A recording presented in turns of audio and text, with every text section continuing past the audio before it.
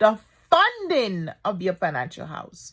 The second part is elimination of debt, because we have to protect your funding of your financial house.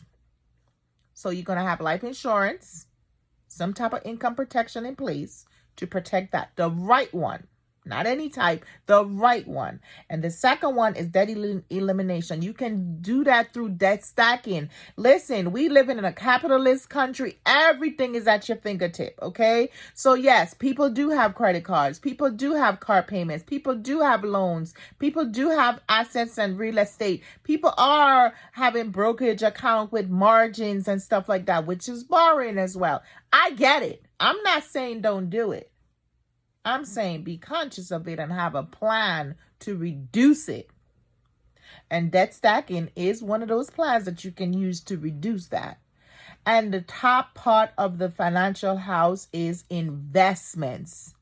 You have to protect the house by sustaining income for retirement, 401k, emergency funds, investments in real estate, in some kind of liquid asset, as well as real estate. That is simple concepts to change your life in Financial Literacy 101. So when I'm talking to you about your financial house, ma'am, sir, head of household, breadwinner, your children's education is not the foundation of your financial house. Your children's education liquids your financial house. They do not add any value to your financial house. It's a liability. Is it a good liability? Yes. It's your choice. I would be happy if you fund your children's education so that when they become young men and women out of high school, that you can pay for their college education so they don't have to borrow any money to go to college. But that comes in an order of a plan, and you cannot sacrifice your income to fund your child's college education. You cannot. That is not properly building your financial house. It is very important. Very, very important. I get it. I love my children. I am a mother of 4, honey. But if anything's happened to you, the breadwinner, before your children gets to college, what happens then? Think about it. A lot of these concepts are very common sense type of concepts. It's not rocket science. The reason why I know it, and you're probably still figuring it out, is because I went to a training and I took the exam and I passed it and I got the financial education. I was put in a vehicle where I was exposed to this type of information, and it's not your fault. I'm not blaming you. I'm saying when somebody like me sit in front of you and trying to have a financial literacy conversation, trying to educate you on the proper way to build your financial house, take some heed, would you? Take some heed. That's what I'm telling you. Shift your glasses and sit down and act like you got some good sense.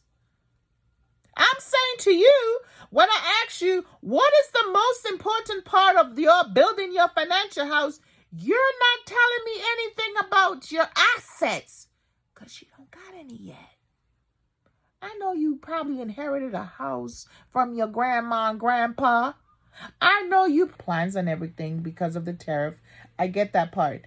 But guess what? It's an opportunity for you to take advantage of assets on sale. You ever look at it like that? When you go into a store, if you like me, when I go into a store and I see red tags, I go crazy. So why is it on the New York Stock Exchange or on your brokerage is the only place that when people see red flags, they run away instead of going crazy? You buy up, you go crazy. Man, you get with a financial advisor. This is just financial education. This is not advice. You get with a financial advisor and you talk to them about your goals and your plans and how much that you can comfortably afford to save and lose, because it's a risk. It's nothing guaranteed. But I'm just saying, look at the foundation. If you go into a store and I'm buying apples, right? I love me some apples. I eat apples and I eat pears every single day. I just went to the supermarket and I buy a bag of apple every week. But guess what happens when I see apples and pears, as in avocado, I'm from the Virgin Islands, on sale? Guess what I do? I buy 2 bags. I buy 4 bags of pears, because now I'm making guac. I'm putting it in everything. I'm slicing it and eating it as a fruit. I'm making sandwiches. I got more to work with. I take my apples and I cut them up and I eat the whole apple. I eat 2 apples. I make apple pies. I make apple juice. I eat apples and almond butter. I find more things to do with the stuff on sale. I'm not going in there and buying stuff that's not on sale. Literally, that's how I shop week to week. I know which fruits that I'm getting based on which fruits on sale. And the fruits that are red tag is sale. Buy low, sell high. I go in there and I buy up all the red tags. I buy more than I would normally buy, unless I really need it. If it's not a red tag, I am not buying it. Now, red tags alternates from week to week. You have a sales paper in your supermarkets, your local supermarkets, your Instacarts. I know every store that you love to shop at has red tag sale every week. That merchandise alternates week to week, right? Sometimes twice a week. They got the BOGO sales, the buy one, get one 50% off, or buy one, get one free, or they got a percentage off of it. I buy more. So why is it that when you go to the market, which is the exchange market, you run away from red tags?